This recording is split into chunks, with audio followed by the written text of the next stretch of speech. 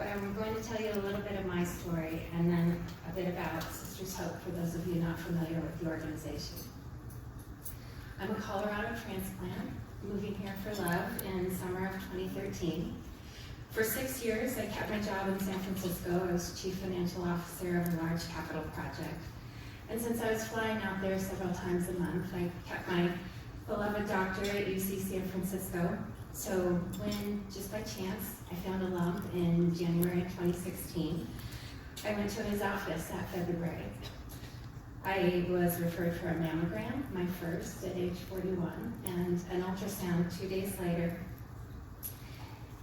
with a scheduled flight back to Colorado that afternoon. It was February 12th, 2016. I'll never forget the date. And I'll never forget the moment that the doctor that performed the ultrasound sat me up on the table and said, "We think it's cancer." I was perfectly healthy, a sub-elite competitive runner who ate wholesomely and never got sick. And really, I never got sick. When I left my job in San Francisco after 12 years, I had 14 weeks of unused sick leave, which unfortunately they don't pay you for. The diagnosis was a devastating shock, and I flew home that afternoon with my face turned towards the window so that the passenger next to me wouldn't see my tears.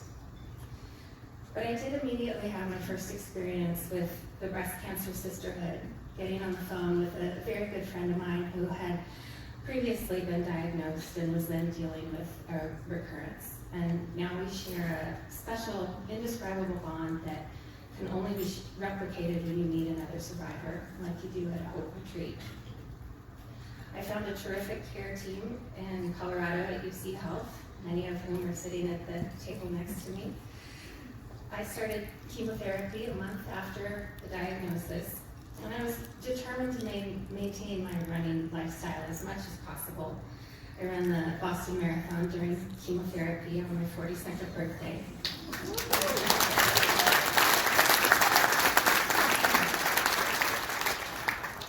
I think it's in big red capital letters in my chart because the doctors still think I'm crazy. I remained full-time at work, continuing to fly out to San Francisco twice a month, except for during a period of daily radiation. I attended our agency's monthly board meetings wearing colored scarves and turbans to match my suits, and even a pink wig a few times. My final surgery, and thus my physical treatment, was completed in December of 2016.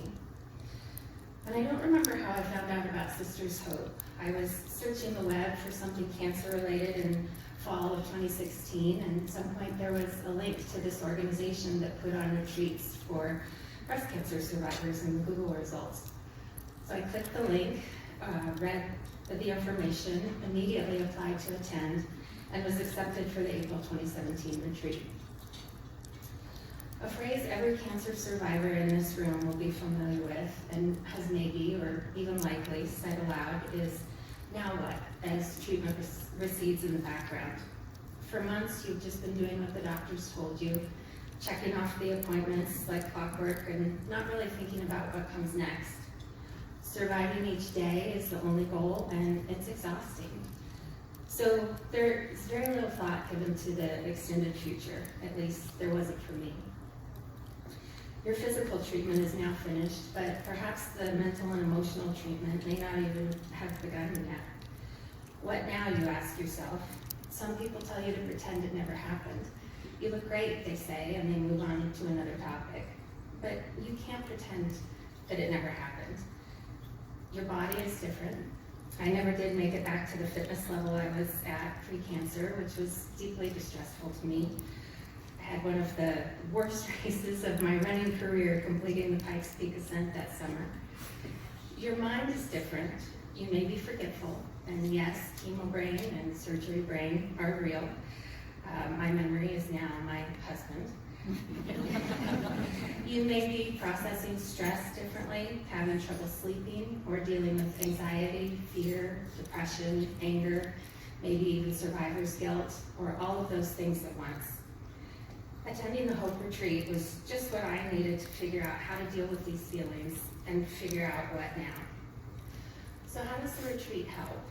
This is the point where I want to tell you about Kathy and her path to establishing Hope Retreats. Kathy was living a fairy tale life until March 1999, when she was diagnosed with breast cancer. For the next 5 months of treatment, she tried to focus on the positive aspects of cancer. And there are some. I'm not going to stand here and tell you that cancer is wonderful. Cancer sucks. But you may meet new friends that you'll keep in touch with. You may have a deepening of your faith, whatever you believe in. And certainly it can help put life in perspective. That work deadline just may not be that important, or not as important as your boss thinks it is. When you have chemotherapy the next day and your blood lab numbers aren't what they should be. But just as I described the now what now feeling, Kathy too felt a void at the end of treatment. She wanted to figure out how to move forward with life in a positive way. So she created a curriculum that could be utilized in the space of a weekend and would help survivors face the cancer journey and experience together, sharing their individual journeys with a sisterhood that would understand things in a way that not even the closest of family and friends could. Over 4 sessions of exercises, some privately written, some shared aloud, 8 retreaters navigate their way to a realization of what's most important in their life and how to ensure those things get the focus and prioritization they deserve. This was Kathy's vision of hope, which stands for healing opportunities through personal enrichment. With her sisters, Cindy and Mary, helping to brainstorm and plan, the first Hope Retreat was held in November 2002 in the Colorado Mountains. That first retreat was a success, and despite Kathy being diagnosed with a recurrence in fall of 2002, a second retreat occurred in September 2003. In April 2004, Kathy passed away, but a third retreat was still held. And through the immense efforts of Kathy's family and friends, the retreats have continued for 15 years, expanding to Missouri, Ohio, Michigan. They're held at lovely bed and breakfasts with a private room and a bath for each attendee. And the curriculum is supplemented with cancer-related educational talks and special activities for relaxing and pampering. Yoga, beautiful hikes, massage, art therapy, meals and cleanup are all taken care of by the volunteers leading the retreat. Attendees don't have to lift a finger. For me, it was one of the most positive, helpful, and wonderful experiences of my cancer journey. I think every breast cancer survivor should have a chance to attend one. And I'm going to repeat that. I think every survivor should have a chance to attend a Hope Retreat. And that's why you're here. As has been mentioned, the nominal fee that participants pay covers less than 10% of the cost of putting on the retreat. Sisters Hope is a small grassroots organization that's completely dependent on support from people like you to keep putting on these fantastic retreats. As you likely surmised from my headscarf, my cancer experience has begun again. A few weeks before starting a new job as a financial consultant in August of 2018, I was diagnosed with metastatic breast cancer. Again, truly unexpected and shocking, and I'm sure that's another doctor appointment that I will remember forever. Metastatic cancer is treatable, but not curable. I was stable for several months, traveling every week like a good consultant and generally feeling okay. The summer was a bit tough though. I was hospitalized 3 times, and 3 times the medical teams convinced my family that the time was now and I was dying. And 3 times I thought, no, I'm not. What are you people talking about? Now I'm standing here before you, which would have been physically very difficult 2 months ago. And I'm getting ready for a 3-day bike ride. Again, doctors think I'm crazy. In Southern California with my husband later this month. We're riding tandem. The life revelations I experienced at the Hope Retreat 2.5 years ago helped prepare me for this leg of the journey, focusing on what is truly important in my life. And what is truly important is my strength and willpower, my husband, and our bucket list.